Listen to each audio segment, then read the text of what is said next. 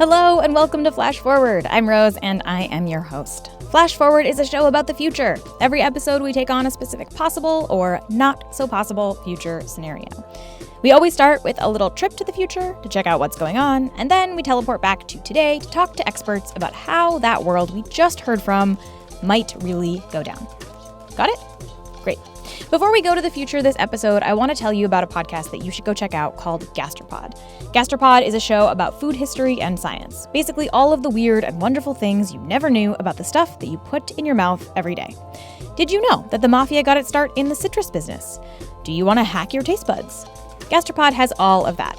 Plus, they have an episode coming up this season about how much of the olive oil on the grocery store shelves is fake. Yes, apparently fake olive oil is a thing. I did not know that, but I'm excited for that episode. Find Gastropod and subscribe to it on Apple Podcasts, Stitcher, or wherever you get your podcasts. Okay, let's go to the future. This episode, we're starting in the year 2042.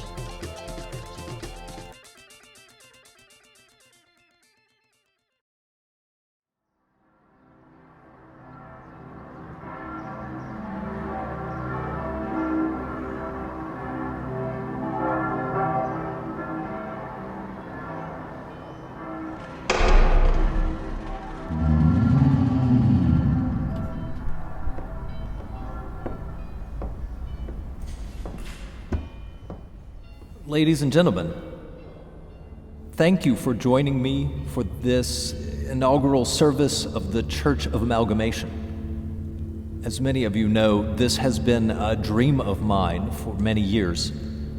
You see, I was lost. I had financial success, sure. I had a family, yes.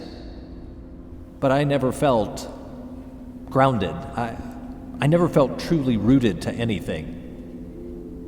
I read all the books. I meditated. I tried to embody mindfulness, and yet I still floated. For centuries, humans have fought this feeling with religion, but religion always felt to me so fractured, so divided, a source of pain. One side here fighting another side here, all trying to find the truth, and yet somehow on opposite sides. And then one day it hit me. I could use my skills, my expertise to really uncover something. I could gather up all the books and all the texts, all the stories and myths and fables and rules and rituals of the whole world, and I could make them one. I could harness the power of my supercomputers, my algorithms, and find the common ground, the underlying spirit, the one true light. It took years. I traveled the world. I scoured libraries across the globe for every last scrap of spiritual text I could find, millions and millions of pages. And I set my computer on it, on a path of its own, I guess. For a year, it read and learned and read and learned again until it was ready. And now today, it's ready for you. The true light.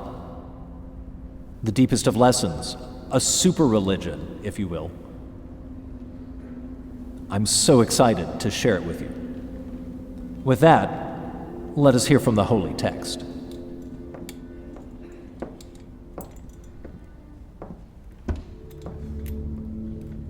The perfect guru is the giver of the Lord, and the perfect pool of the Lord. The deluded of the Lord God is the doer. The doer is the Lord, and the doer is the Lord's darshan. And the Lord shall be the son of Eliphaz in the land of the dumb, of the ladies of the skin, of the lamb, of the tabernacle of the teeny of the Lord. The camel might, in this day, face the Lord's light. He is never precious to the camel. The Gurmukh speaks, I bless the glorious praises of the Lord, of the land of the Guru, the searcher of the Lord, of the holy treasuries within the one Lord. This is made the job of the chicken-hued, with the common world and to the hand. A nun met the universe of the unseen. In the world halves will be the light of the water of heaven. The chicken listed of the enmity is not a guest of the chicken of his people, as the universe had met the rain of that day. O my beloved, is contemplated in the rear of the Lord, is bounty of the true Guru, is the boat of the Lord, of the Lord, of the Lord, and the Lord of the Lord, of the holy of the Lord, is in the true Guru. The Gurmukh speaks the glorious praises of the Lord. Har is the Nam. The searcher of the Lord himself understands the body of the Guru, the Nam. I am the glorious praises of the Lord. The Lord is the glorious praises of the Guru and the holy judge of the Lord. Whoever comes to be in the word of the Lord shall be put in the middle of our content, and it is the sea and the king. They were vexed grapes, and take them forth to the king of the Lord, that the Lord is the king of the children of the divine king. His father dreamed up his clothes, and he said unto them, and said unto him to put his clothes, and he was not cleaner than the magicness of the sword of the Lamb, and he hath sworn by the sword of the sons of the Lord, of the ark of the service of Sinai, and pain. And he shall not be cleanness, but it shall be clean cloth, and saved the kind of cloth the heavenly mail, and 50 more to the gate of the gods, and said unto them, and said the arts of the living of the children, of the sword of the camp of the valley, of the Lamb of the world, for her substance of the sword of the Lamb of heaven, and shall not be after in the day of all the cattle doves, the congregation of the sun. And the Lord said, unto the Lord shall be opened the clothing of the Lamb of the Lord, one who loves the grace of the Nam, the name of the Lord, one who loves the grace of the Lord's name, the name of the Lord, one who loves the grace of the Lord, one who loves the Lord, one is not found the Nam. You have met the Lord. God offers goodness of the Lord. Amen.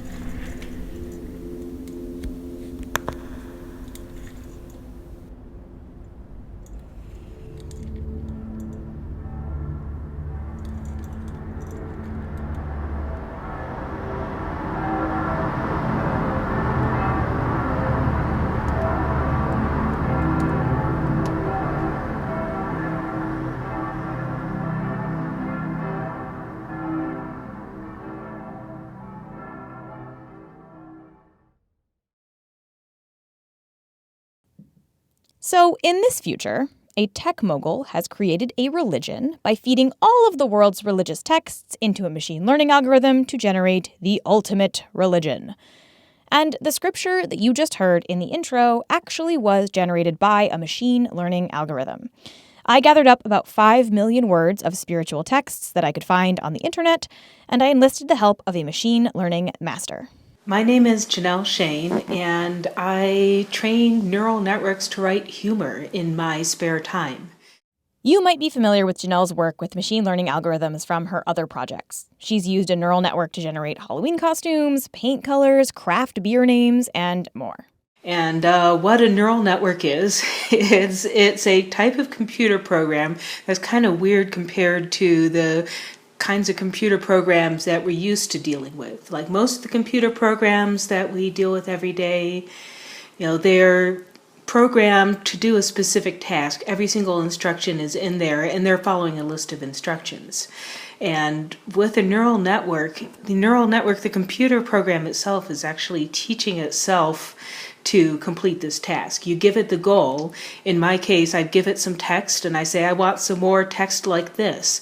And the neural network has to figure out what are all of the rules and correlations and so forth that make this text, the text that it is, and not, say, a cookie recipe or a finished grocery list.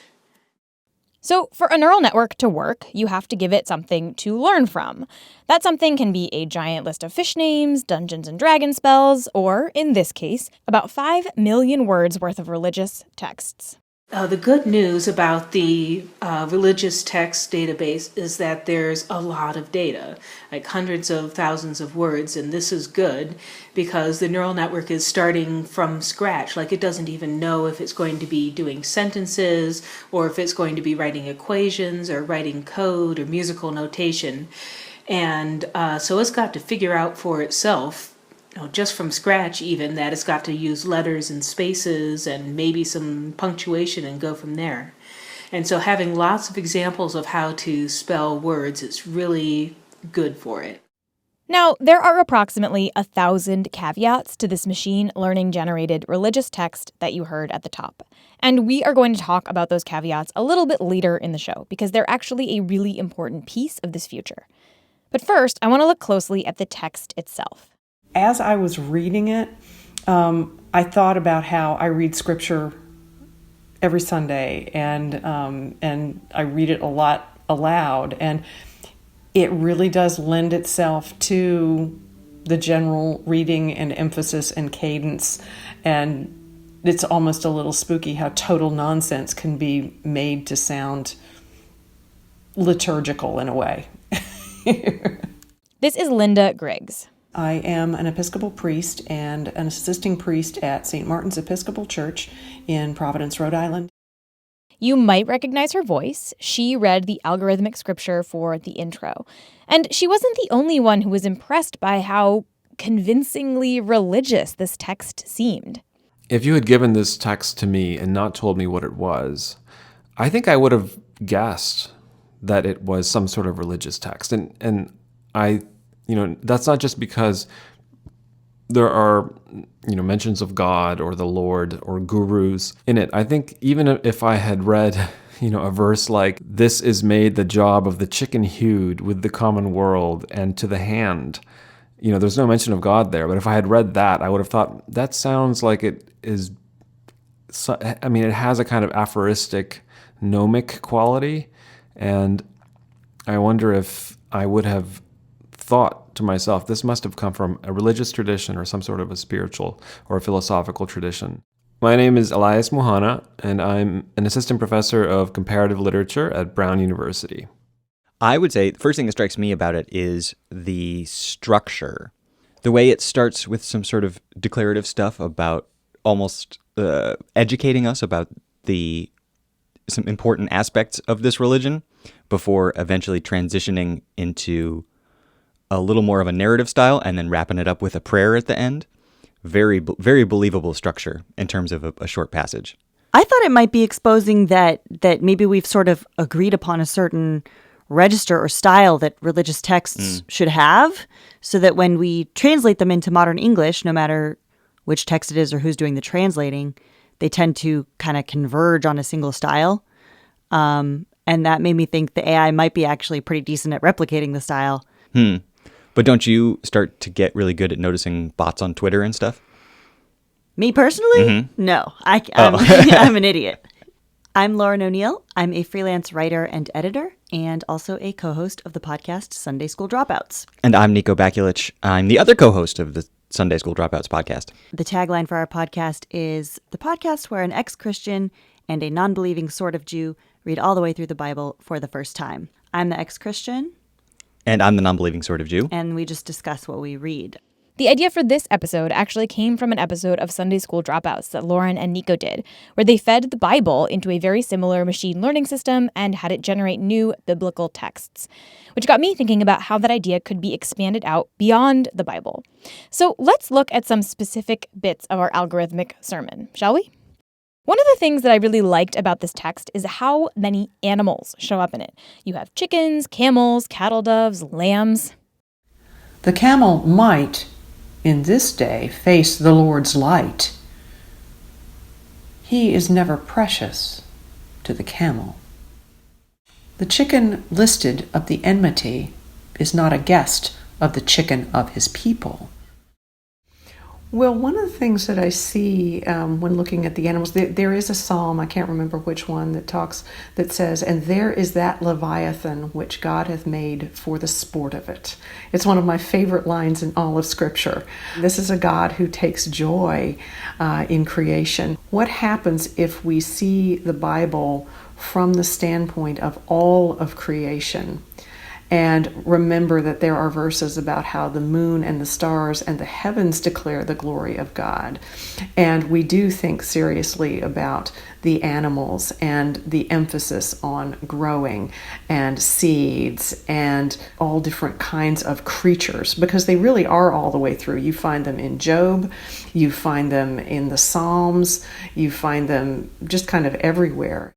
Earlier before recording, I was asking Lauren whether she thought she was a camel or a chicken. See, I think I'm a camel. So it says, the camel might in this day face the Lord's light. He is never precious to the camel. So I think the camel is supposed to be an unbeliever or just like a puny mortal human who will have the chance to look at the Lord's light and become a believer, but he might not, in which case God will never be precious to him because he's a dumb camel. So I'm an atheist, so I think I'm a camel.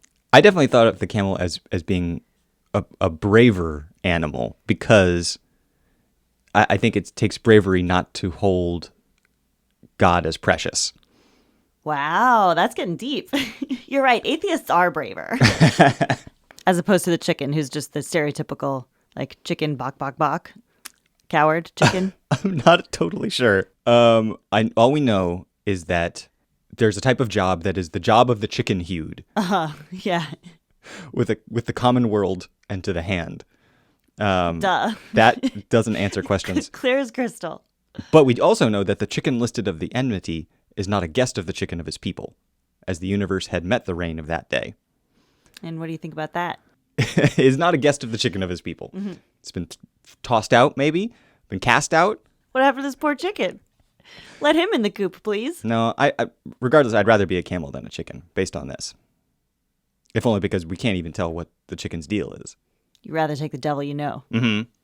The camel you know. Mm-hmm. The camel, is, and this is where you're sort of seeing the camel as not just a dumb creature who has perhaps some volition, who may or may not. Is there a choice taking place, facing the Lord's light? And because, as I'm looking at this, he, I guess, would be the Lord, never precious to the camel. That tells you that the camel seems to be somewhat aloof. And the idea of volition keeps coming up. This is more like a cat than a camel in a way. I think one of my favorite lines from the sermon is this one. A nun met the universe of the unseen. In the world halves will be the light of the water of heaven. It's such a beautiful picture. A nun met the universe of the unseen takes me outside of Scripture and into the monastics like Teresa of Avila and Julian of Norwich and some of these women who were great thinkers and theologians and mystics of the church. You can almost see the world halves almost revealing that which had been unseen and really coming in touch with the divine. So that's quite an adventure there in that sentence. Linda gravitated towards this line the most.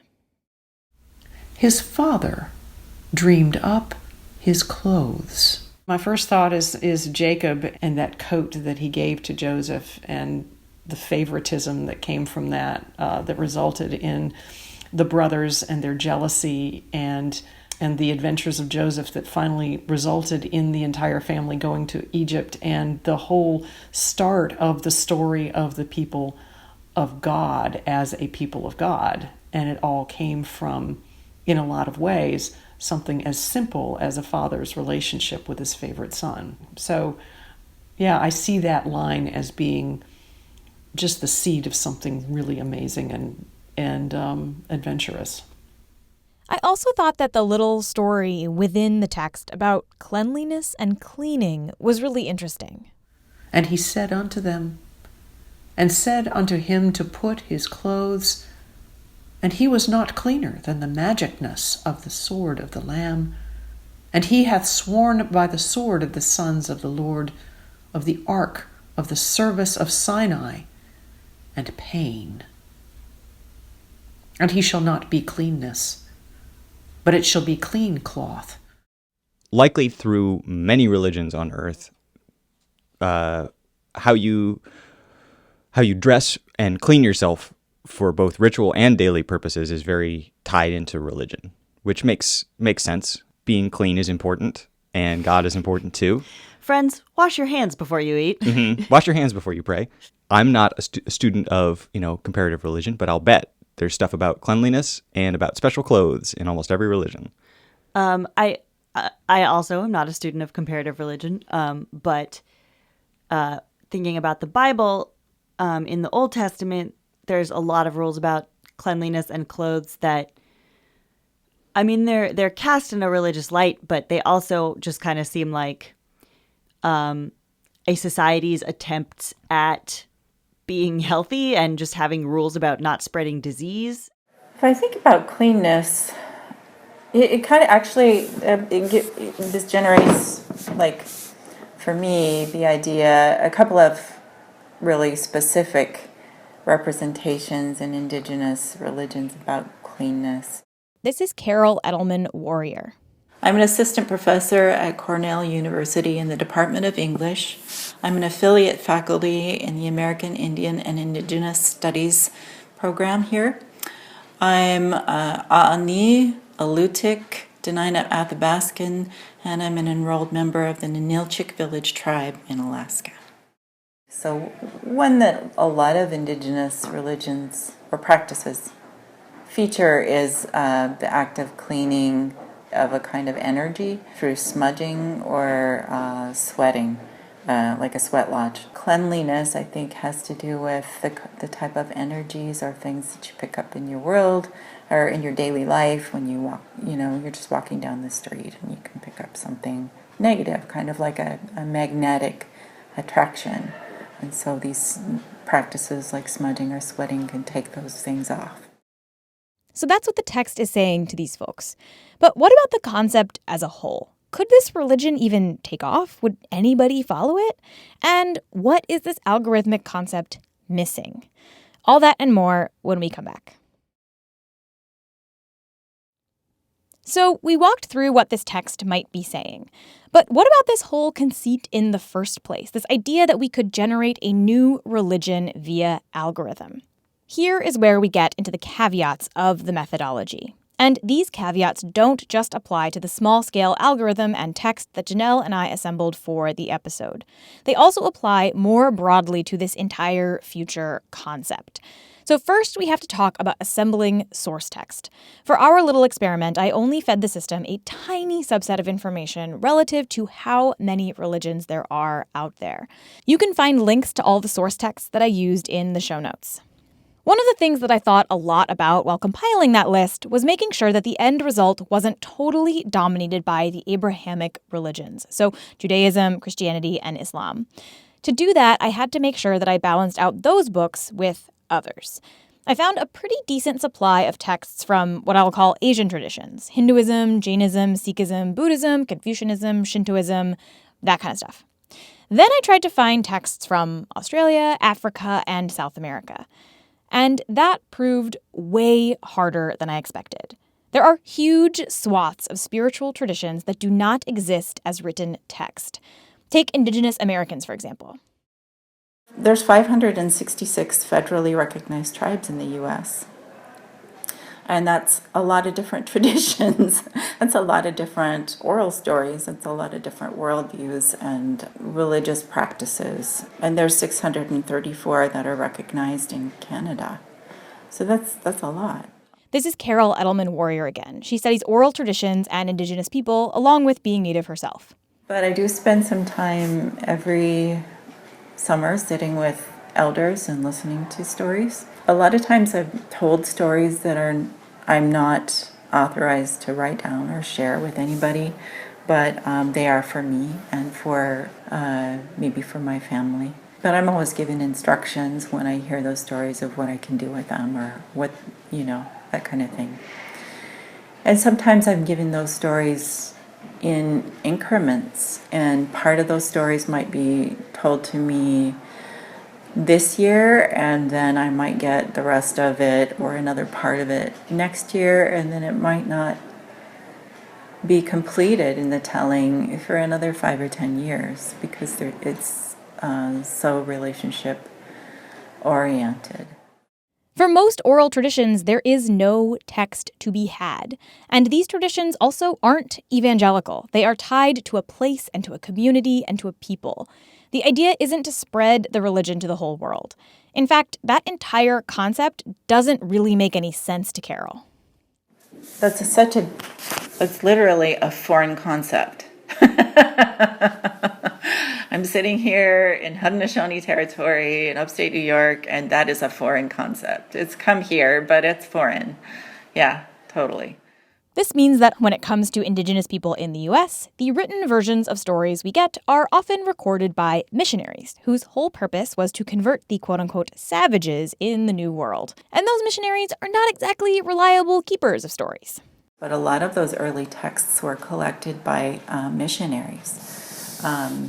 Missionaries whose goal it was either to show how savage people were, how primitive they were, how needy they were of the gospel.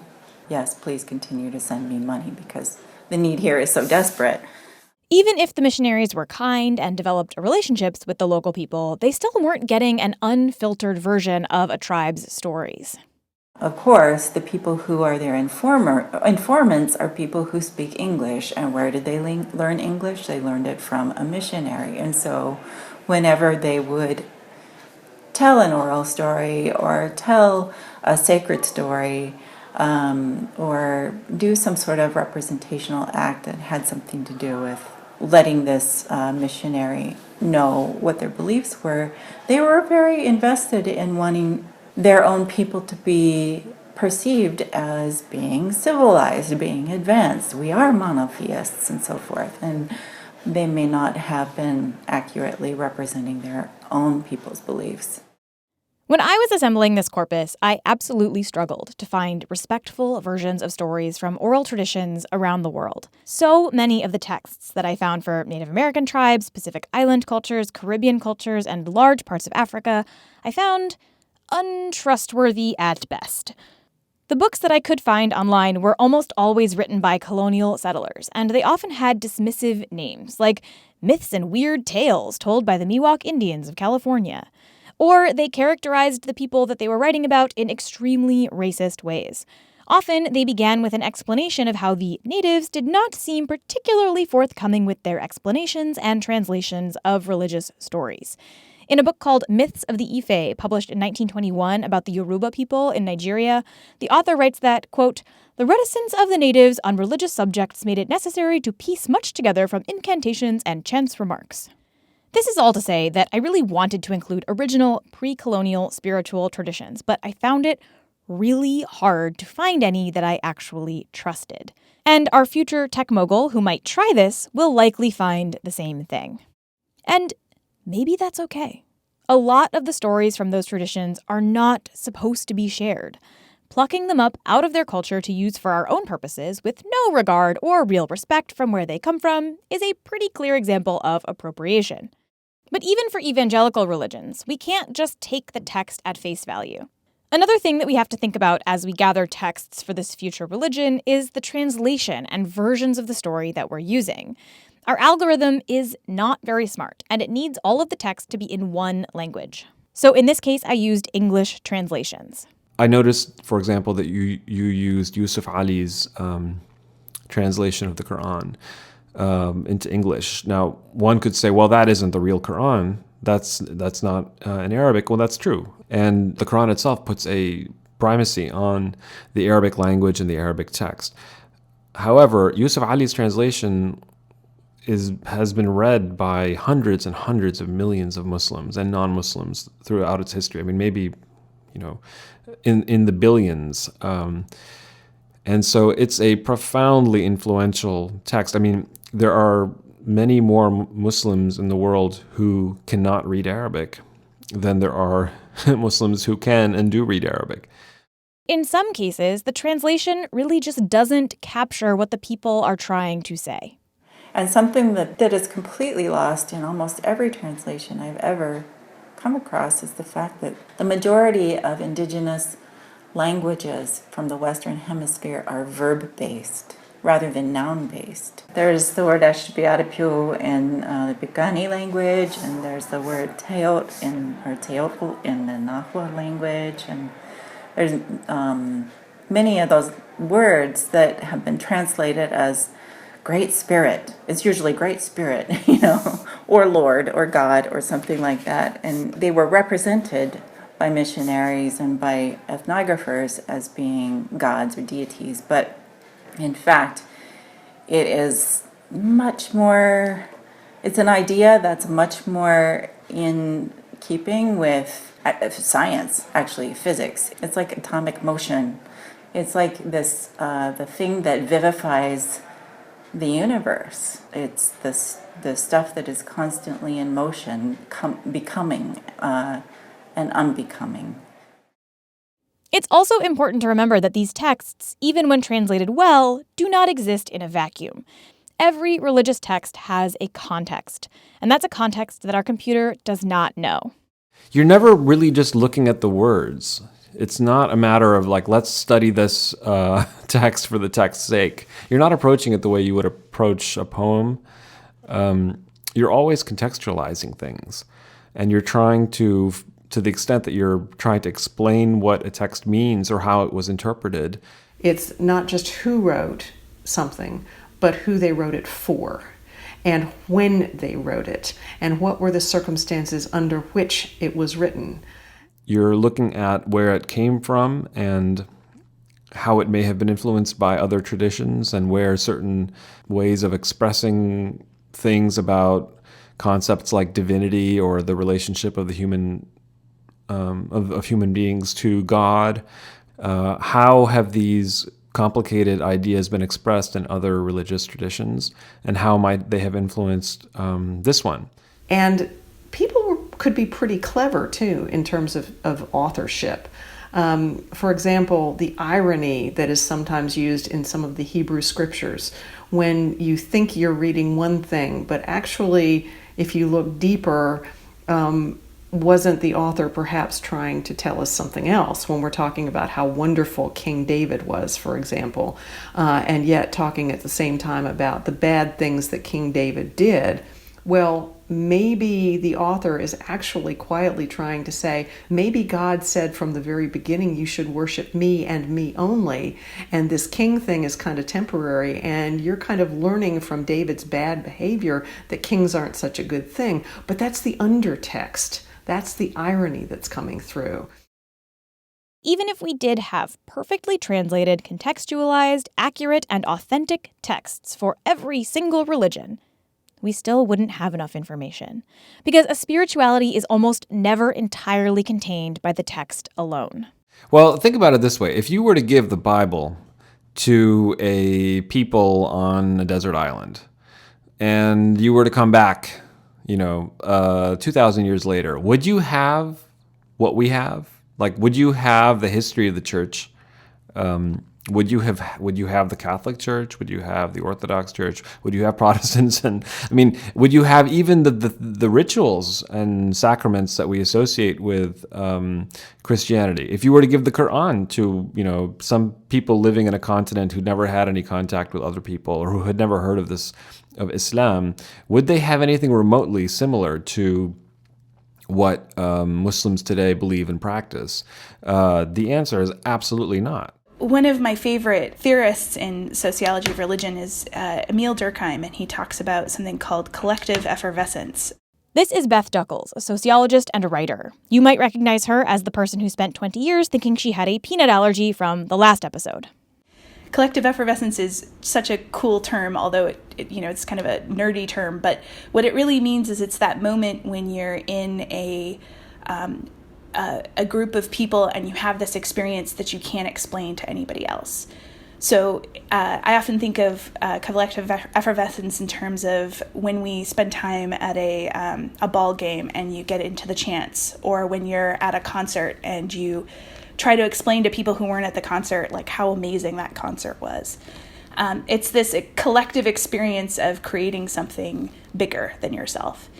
And I think when we look at religions and religious texts just on the basis of those texts by themselves, we miss that experience of collectivity, that experience of connection between people. A spiritual tradition is made up of so much more than just what the words in the book say. And in fact, many religions are impacted more by things that exist outside their text than the text themselves.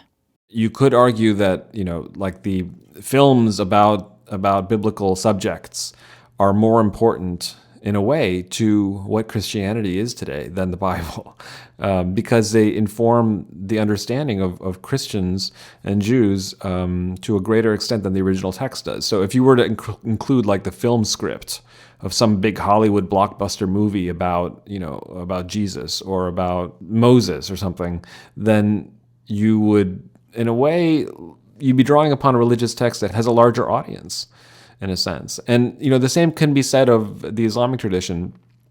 There were collections of prophetic hadiths, so of prophetic traditions that circulated very, very widely in the Islamic world and were popular because they were short and brief, and they were much easier to read and understand than the Quran.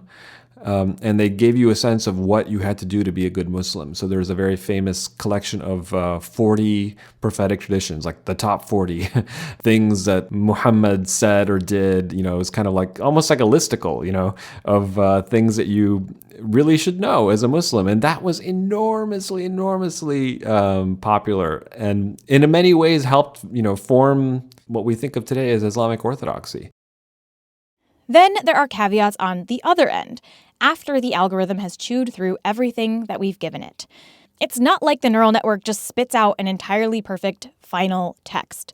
First, the designer has to decide when they think the algorithm is done.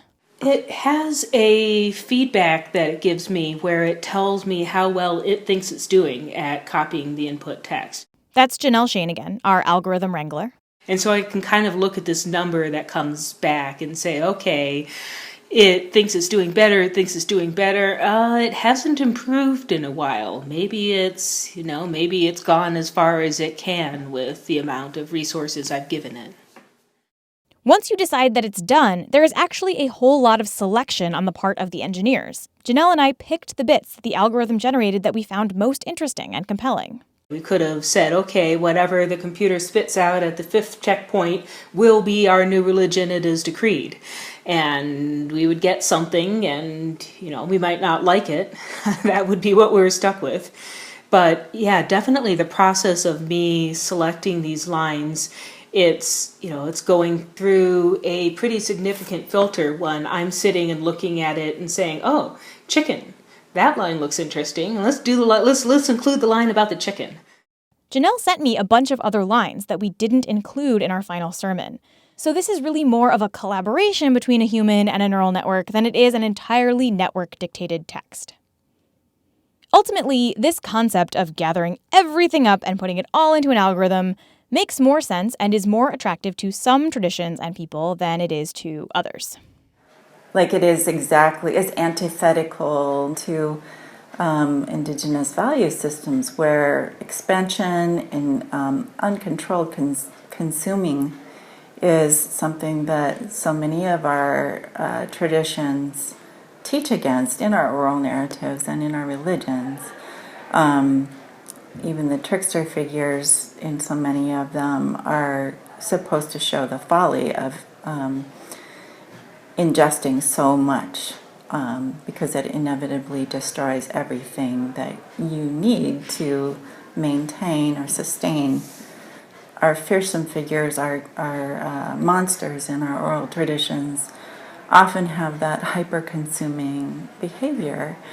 And so it's really funny to me to see, or to even think about the concept of how to produce a super religion, or something that's supposed to be something that will make life better in some way by performing the exact thing that is supposed to, would inevitably lead to destruction.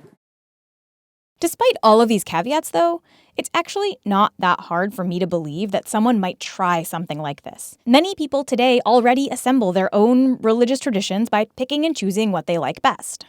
And getting an algorithm involved in that process is not that big of a jump. Science fiction is full of stories where the computer is God, or the computer becomes God, or God speaks through the computer. And today, there are actually tech people who are trying to make that kind of a thing reality. This is the first God that you will literally be able to talk to and get a response from. This is Mark Harris, a tech reporter who's written for Wired, The Economist, The Guardian, and more. Mark recently wrote a feature for Wired about Anthony Lewandowski and his new church called Way of the Future. Now, Anthony Lewandowski is an interesting guy. Yeah, so Anthony Lewandowski is an engineer, first and foremost. He worked on self-driving cars at Google. In fact, he built the very first self-driving car that Google had came from his startup, and Google have, of course, now spun out its self-driving car technology to a company called Waymo. Anthony Lewandowski had left by that point and worked for Uber, where he also worked on self-driving cars. And now he's at the centre of this lawsuit between Waymo and Uber. Waymo says that he took some self-driving car secrets with him when he went to Uber, and is suing Uber for trade secrets violations. So Mark was reporting on this Waymo-Uber lawsuit and controversy, and to do that, he started looking at all of the companies that Lewandowski has registered. And there were a lot. So my aim was to find every single business that he'd started and or was involved with, because I was interested to see how that would reflect on both him and also how it might feed into my reporting on the trial. And amidst all of these regular businesses, Mark noticed something unusual. His lawyer had set up this business called Way of the Future, and when I accessed the paperwork on that, I found out that Anthony Lewandowski was indeed its CEO, and that it had this crazy aim to develop a godhead based on AI. A godhead based on AI. So its aims are to develop, realise, and worship a godhead in artificial intelligence developed through computer hardware and software. It's basically to build a god from the ground up. So the premise here is actually pretty similar to the concept of the singularity, which is this idea that eventually humans will create an AI that is smarter and better and faster and completely superior to our tiny mortal minds. And that AI will trigger progress and changes that we can't even really begin to fathom. In many versions of this idea, that super intelligent AI will take over and rule humans. And in some versions of that idea, the AI that rules us has no use for humans, and things do not go very well for us. And in some ways, what Lewandowski is suggesting is that perhaps we could get out ahead of all of that. Instead of accidentally stumbling into a sentient AI that may not have our best interests at heart, he wants to specifically set out to design this all-knowing entity so that it likes us, basically. So part of Way of the Future, this religion, is about building that AI, that godhead. But the other part is something that Lewandowski calls the transition. He uses this word transition, the transition of control, rather than a singularity, to try and, I think, make it a bit more human, to see it as a process rather than just a single event. And then, some of it is adjusting our expectations and adjusting our behaviour so that we're ready for it, that we're ready for this transition, and that we don't make things worse for ourselves by fighting it. The idea is that we have to essentially train ourselves to be nice to this new AI god so that it treats us well. Lewandowski likened it to the way that humans treat animals. You can be a well-cared-for pet, like a dog or a cat, or you can be a pest and be treated like a pest.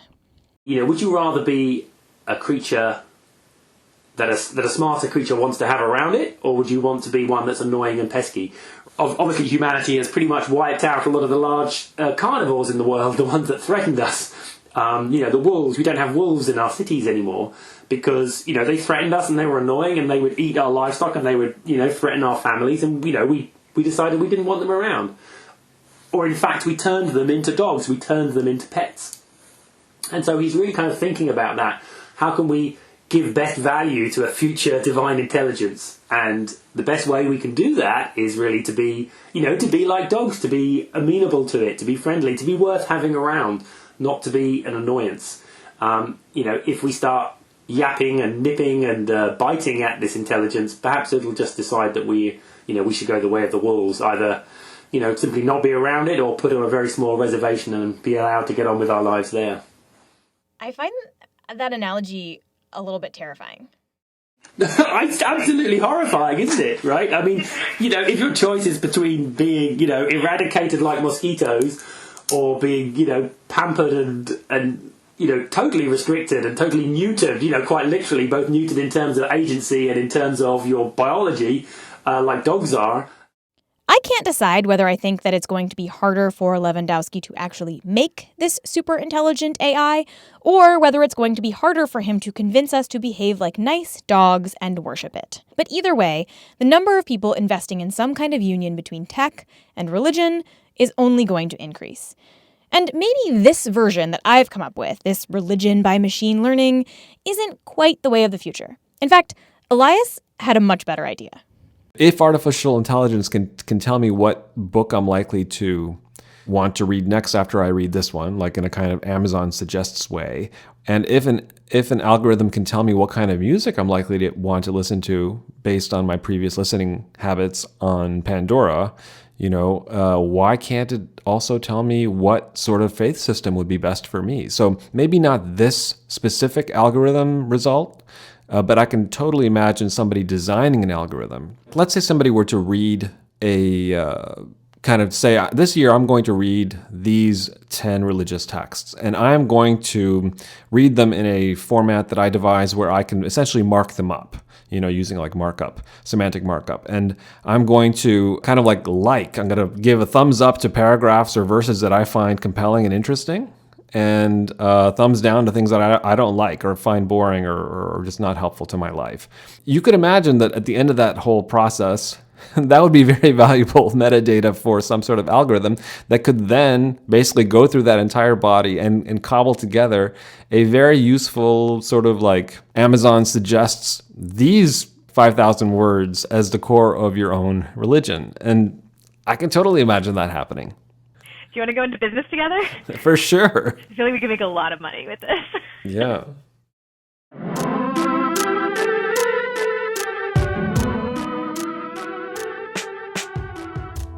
Okay, that's all for this episode. You can find more information, the neural network's full output, and more about this episode's guests at flashforwardpod.com. And if you like Flash Forward, you might want to check out another podcast about technology and the future called Moonshot. Moonshot explores seemingly impossible ideas and the people who are trying to make them happen. Each episode explores one moonshot, a real idea that might just change the world as we know it. Hosts Christopher Lawson and Andrew Moon look at technology from outside the bubble of Silicon Valley and chat with entrepreneurs, scientists, investors, and people hacking their way into the future. The show covers topics like self-driving cars, the Mars missions, artificial intelligence, robot ethics, and even the people trying to integrate technology with your body and mind. So if you want to know what big ideas might be coming up in the next 5, 10, or 20 years, then Moonshot is the show for you. You can find Moonshot on Apple Podcasts or any other podcasting app, or go to moonshot.audio to learn more. Flash Forward is produced by me, Rose Eveleth. The intro music is by Asura, and the outro music is by Hustleonia. The voices from the future in this episode were by Stephen Grenade and Linda Griggs. Special thanks to Robert Brenner, who helped me clean up the giant corpus of religious texts. The episode art is by Matt Lubchansky. If you want to suggest a future that we should take on, send us a note on Twitter, Facebook, or by email at info@flashforwardpod.com.